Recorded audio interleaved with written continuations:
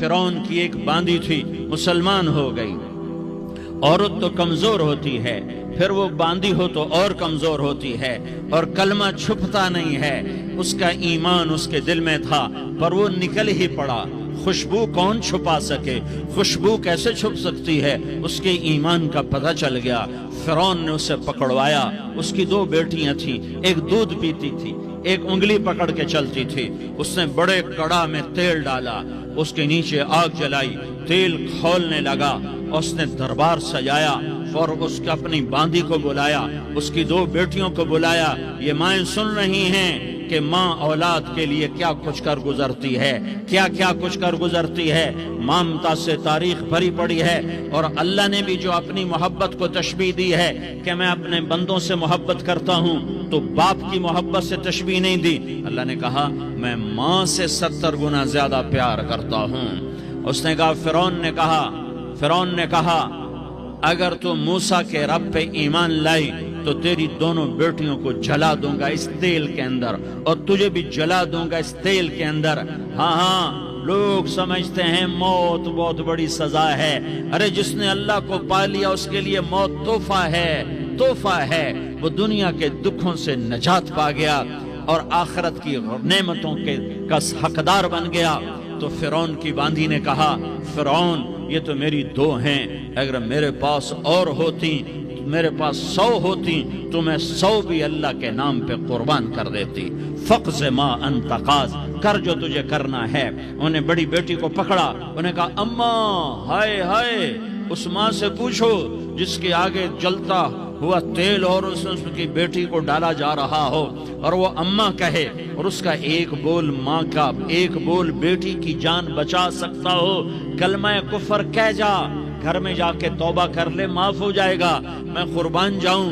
ایک مقام ایمان کا ایسا آتا ہے کہ قربان ہونا زیادہ محبوب ہو جاتا ہے جان بچانے سے۔ انہوں نے کہا اماں، انہوں نے کہا بیٹی صبر، اللہ کے نام پہ قربان ہو جا۔ ادھر آ ستمگر، ہنر آزمائیں تو تیر آزما، ہم جگر آزمائیں اہ نہ کر لبوں کو سی، عشق ہے دل لگی نہیں، سینے پہ تیر کھائے جا، آگے قدم بڑھائے جا، یا زبان حال سے کہہ دے کہ ہاں ستائے جا۔ ہاں عشق کی آگ ایسے ہی بھڑکتی ہے، شمع ایسے ہی فروزاں ہوتی ہیں، یہ کمکمے تو بجھ جاتے ہیں، لیکن یہ ایمان والے جو شمع جلا گئے یہ آج تک روشن ہیں، جن کی روشنی میں چلنے والوں کو راستہ مل رہا ہے۔ انہیں بڑی بچی کو پکڑا، ٹانگوں سے پکڑ کے یوں ڈالا، وہ ہائے کرتی گئی اور وہ چٹک گئی اور وہ جل گئی اور وہ بھن گئی مچھلی کی طرح، تلی گئی مچھلی کی طرح۔ ماں ہے، اس کا کلیجہ پھٹ گیا، لیکن آنکھوں سے آنسو کا ایک قطرہ نہیں نکلا۔ صبر دیکھنا ہو تو اسے دیکھو، صبر پڑھنے سے نہیں آتا، اسے دیکھو ایک قطرہ نہیں نکلا تو اس نے کلیجہ پھٹ گیا۔ تو اللہ نے ماں کی آنکھوں سے پردہ ہٹایا اور اس نے دیکھا اپنی بیٹی کی روح کو نکلتے ہوئے۔ بیٹی کہہ رہی اماں صبر کرو، ابھی جنت میں اکٹھے ہو جائیں گے۔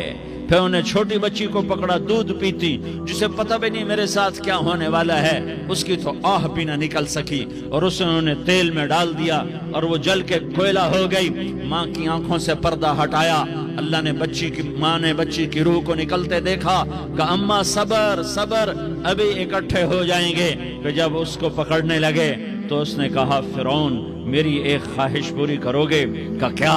کہا جب مجھے بھی جلا دو تو مجھے اور میری بیٹی کی ہڈیاں باہر نہ پھینکنا، ہمیں کٹھے کہیں دفن کر دینا، کٹھے کہیں دبا دینا۔ فرعون نے کہا ہاں تمہاری یہ خواہش پوری کر دی جائے گی۔ ہاں دنیا میں اللہ فرعونوں کو مہلت دیتا چلا آیا، لیکن فرعونوں کو مار کے دکھایا۔ نمرودوں کو مہلت دیتا چلا آیا، پھر نمرودوں کو مار کے دکھایا۔ قارونوں کو مہلت دی، پھر قارونوں کو مار کے دکھایا۔ پھر جنت اور جہنم کا نظام بنایا۔ پھر ایک دن مجھے بھی کھڑا کرے گا اور تمہیں بھی کھڑا کرے گا۔ پھر ایک طبقہ جنت کا حقدار بنے گا، ایک طبقہ آگ کا حقدار بنے گا۔ پھینک دیا، جل گئی، ہڈیاں نکل آئیں، انہیں ہڈیوں کو اٹھا کر زمین میں دبا دیا۔